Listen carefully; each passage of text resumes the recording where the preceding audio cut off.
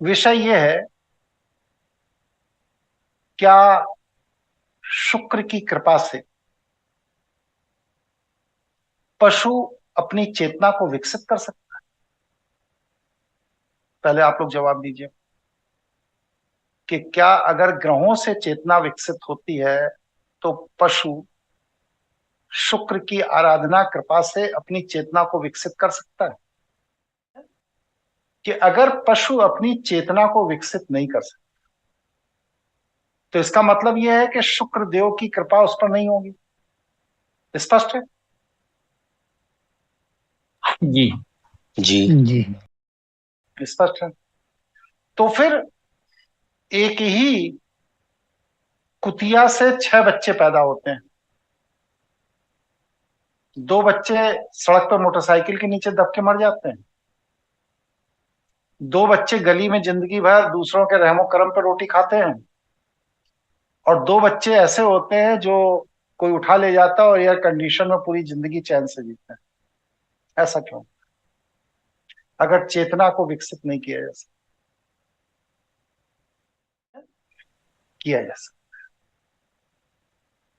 लेकिन मनुष्य और पशु के चेतना को विकसित करने का दौर अलग अलग।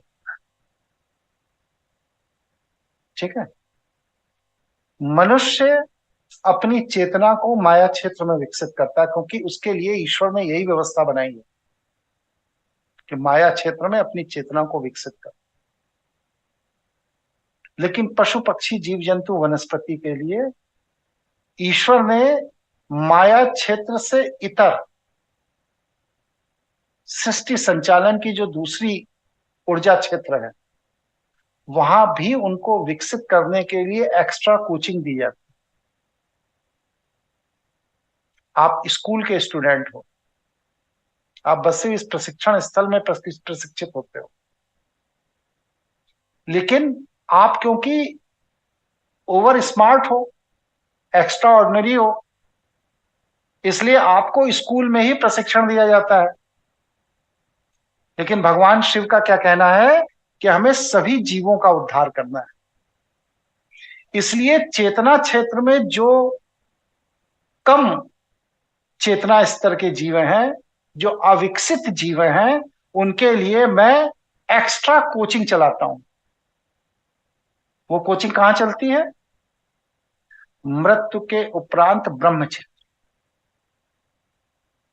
और उस कोचिंग में जो बच्चे एक्स्ट्रा पढ़ लेते हैं, अपना विकास कर लेते हैं, वो एसी में जाकर के लेट बैठ जाते हैं। वहां पर जो नालायक टाइप के होते हैं वो मोटरसाइकिल के पहिए के नीचे दब के मर जाते हैं।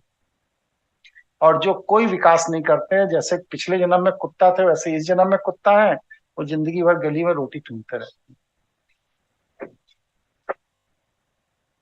तो इस मामले में भगवान शिव की जो व्यवस्था है, उस व्यवस्था के तहत पशु को भगवान शिव मनुष्य से ज्यादा पसंद है, इसीलिए इनको पशुपति नाथ भी कहा गया।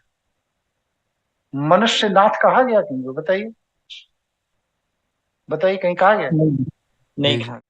पशुपति नाथ कहा गया क्योंकि पशुओं की चेतना स्तर को विकसित करने के लिए वो एक्स्ट्रा कोचिंग दे रहे हैं।